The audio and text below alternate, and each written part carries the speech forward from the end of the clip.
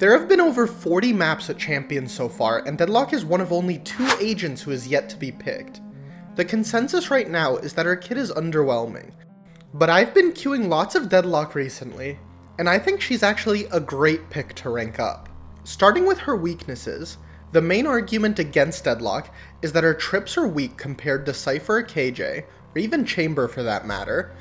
On attack, you lose lots of that passive map control that you would have with a traditional Sentinel. And on defense, it's hard to actually have kill trips like Cypher or KJ, because good duelists will dash or use their other movement abilities to get past your stun while activating it so it clears it for their team. For pro teams, I think these downsides alone are why no team has dared to pick her yet at Champions. And we haven't even mentioned her Gravnet yet. That ability is so easy to take off, it's basically useless. However, these downsides don't necessarily apply to ranked.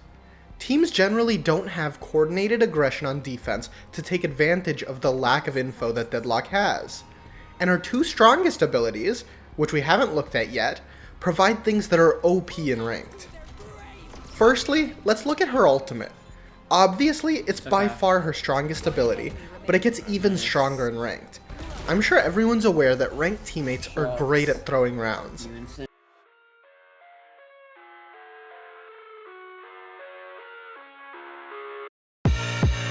And that's where Deadlock's ult comes into play.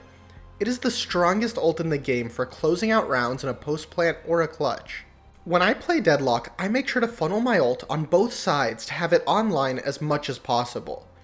And then I'm not afraid to use it. I see it all the time in ranked, where my team holds on to their ults for that perfect usage, but never get it.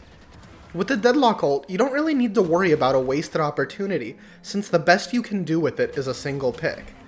If you can guarantee a hit when the round is about even, or if you can close out a round with it, just send it, it's worth it. This round is a great example of that.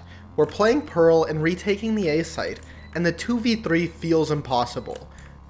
We hear Omen TP and smoke on site, then we hear Chamber TP out, but we still have no clue where Jet is, and time is getting low.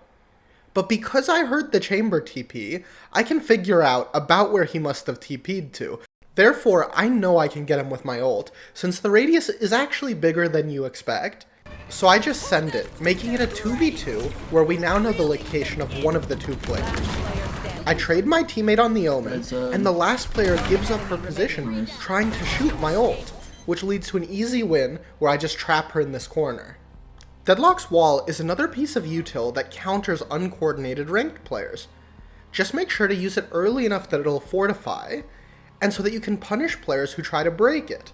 While you might think this is a good wall for A, I actually think this one that sticks out is much better. It forces the attack into the open to damage the wall, and if they only break a small section of the wall, it'll funnel them towards one side of the site. When combined with a smoke, you'll often see duelists run through the smoke just to get stuck out in the open behind the Deadlock wall and be easy frags for the site player or heaven player. And on attack, using this piece of util is extremely simple. Basically, once your team has taken site, just send it at one of the retake entrances, and you'll slow down the retake by like 5 to 10 seconds, which is huge in a post-plant situation. Lastly, what maps is Deadlock the strongest on? In ranked, I've been playing her on pretty much every map, but she's at her strongest when the map has long rotates for the attack side. On Split, for example, I love to play in B Heaven, which lets me set up a trip for mid and one for B. Then I can throw my wall either mid or B main off of noise to stop a push. Stopping a B main push is super powerful on Split because the rotate back to A through mid or spawn is so long and telegraphed that your team will be ready for the take. Versus a map like Lotus, where on both A and C, if a team feels pressure, it is insanely quick to pivot into a B take. Overall, I think she's strong on Ascent, Pearl, Bind, and as I mentioned earlier, Split, and weak on Fracture, Lotus, and Haven because of the attack rotate options. So try it out and let me know in the comments how it goes. Thanks for watching.